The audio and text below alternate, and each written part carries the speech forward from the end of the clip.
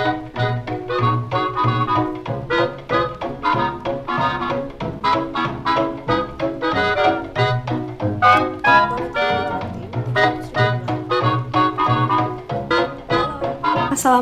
warahmatullahi wabarakatuh. Saya Alia Rahmani Fazrin bersama dengan 4 teman-teman saya. Ada Angela Shefa, Haujan Sidki, Sharla Arya, dan juga Naswa Syafiyah. Di sini izin mempresentasikan hasil evaluasi kami terhadap perusahaan HealthPro. Adapun sebelum masuk ke pembahasan, di sini saya akan menjabarkan terlebih dahulu apa-apa saja yang akan kami bahas. Yang pertama, kami akan membahas company overview-nya, lalu masuk ke industri analisisnya, lalu tentang kenapa kami memilih HealthPro, lalu evaluasi dengan menggunakan metode Berkus, metode scorecard, dan juga metode risk factor summation method. Dan yang terakhir, ada juga summary-nya. Nah, pertama, kita masuk ke bagian company overview-nya terlebih dahulu. HealthPro adalah platform yang menghubungkan petugas layanan kesehatan dengan fasilitas untuk bekerja sesuai permintaan dan mengendalikan jadwal mereka. HealthPro ini didirikan pada tahun 2022 di Indonesia. Platform ini telah mengintegrasikan lebih dari 7.000 tenaga kesehatan dan bermitra dengan lebih dari 80 institusi kesehatan. Lalu di sini kita juga akan berkenalan ya dengan para founder dari HealthPro.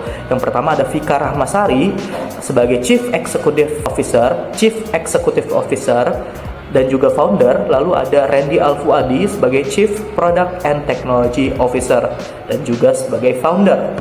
Lalu mungkin kita akan lanjut ke industri analisis, di mana di sini ada beberapa kategori ya. Yang pertama ada threat of entrance, di mana industri layanan kesehatan ini diatur ketat ya oleh pemerintah dan membutuhkan persyaratan hukum dan sertifikasi yang cukup sulit dan ketat.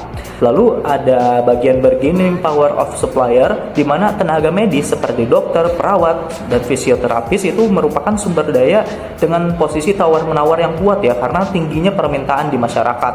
Nah, mereka cenderung memilih platform yang menawarkan kompensasi dan kondisi kerja yang terbaik, sehingga hal ini bisa menjadi sebuah tantangan tersendiri bagi HealthPro. Lalu ada bargaining power of buyers, di mana fasilitas kesehatan dan pasien memiliki banyak pilihan layanan, sehingga hal-hal tersebut menjadi saingan oleh HealthPro sendiri. Lalu ada threat of substitutes, di mana sama seperti tadi banyak alternatif layanan kesehatan yang mencakup seperti klinik dan rumah sakit tradisional dan platform-platform digital lain, contohnya seperti Halodoc dan juga Halodokter.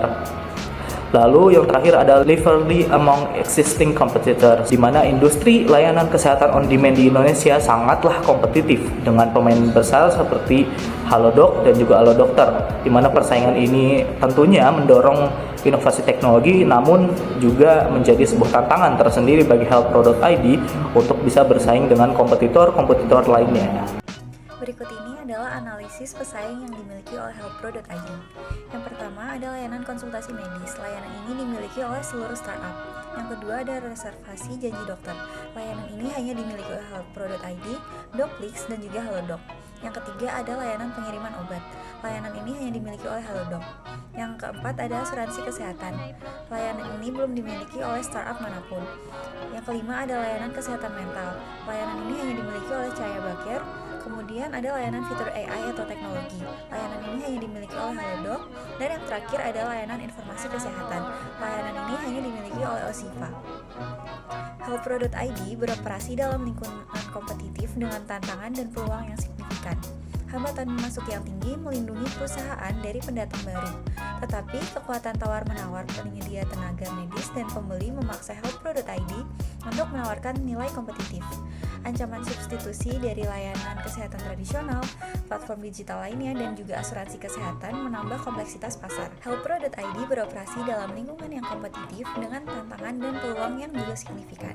Hambatan masuk yang tinggi melindungi perusahaan dari pendatang baru, tetapi kekuatan tawar-menawar penyedia tenaga medis dan pembeli memaksa healthpro.id untuk menawarkan nilai kompetitif. Ancaman substitusi dari layanan kesehatan tradisional, platform digital lainnya, dan asuransi kesehatan menambah kompleksitas pasar. Persaingan ketat dari industri menuntut healthpro.id untuk terus berinovasi dalam teknologi dan layanan untuk mempertahankan keunggulan yang kompetitif. Kenapa healthpro? Karena kesehatan merupakan aspek fundamental dalam kehidupan setiap individu, sehingga kebutuhan akan layanan kesehatan yang optimal akan menjadi sangat penting. Dalam konteks healthpro, evaluasi ini memiliki peran yang krusial dalam memastikan bahwa setiap aspek operasional, strategis, dan layanan yang ditawarkan selalu sesuai dengan standar tertinggi dan kebutuhan pengguna. Rumusan masalah yang pertama adalah seberapa besar nilai money healthpro.id berdasarkan valuasi investor. Yang kedua, risiko apa yang dapat diidentifikasi berdasarkan hasil valuasi tersebut. Kemudian tujuan penelitian ini, yang pertama terdapat menentukan besaran nilai money, yang kedua menentukan risiko yang dapat diidentifikasi, yang ketiga mengevaluasi startup untuk mengukur dan mengidentifikasi risiko tersebut. Sedangkan manfaat penelitian dari healthpro ini, yang pertama adalah menentukan nilai money yang lebih akurat. Kedua, membantu untuk mengelola dan mengidentifikasi risiko yang ada. Yang ketiga, meningkatkan akuntabilitas dan transparansi. Yang keempat, meningkatkan kualitas pengambilan keputusan. Metode evaluasi yang kami gunakan ada 3. Yang pertama, Berkus Method. Yang kedua, Scorecard Method. Yang ketiga, Risk Factor Summation. Selanjutnya, saya akan memaparkan hasil dari valuasi healthpro yang telah kami lakukan. Yang pertama yaitu menggunakan Berkus Method. Saya akan memaparkan assign value berdasarkan percentage of achievement dari kelima parameter dengan maksimum value $500.000 US. Yang pertama yaitu sound idea $400.000, lalu prototype $100.000, product rollout $250.000, strategic relationship $100.000, quality management team $300.000 dengan total sebanyak $1.150.000.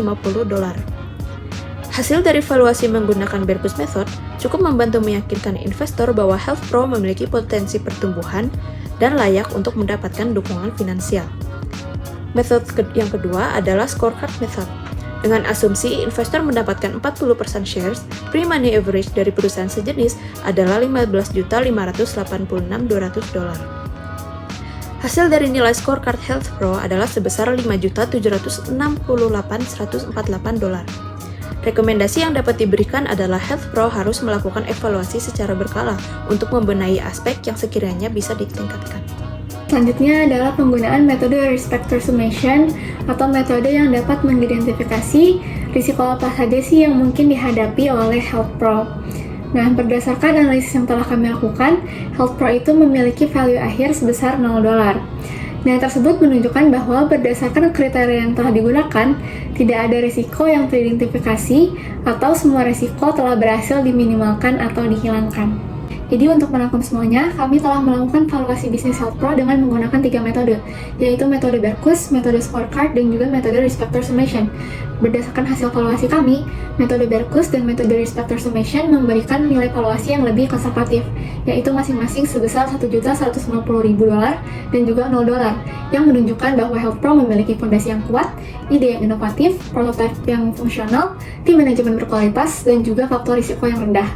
Di sisi lain, hasil metode Scorecard memberikan valuasi yang jauh lebih tinggi, yaitu $95.236.333, yang menunjukkan besarnya potensi healthpro dalam dunia pelayanan kesehatan digital. Agar healthpro bisa menarik lebih banyak investor, healthpro harus terus berinovasi dan mengelola risiko yang ada dengan baik.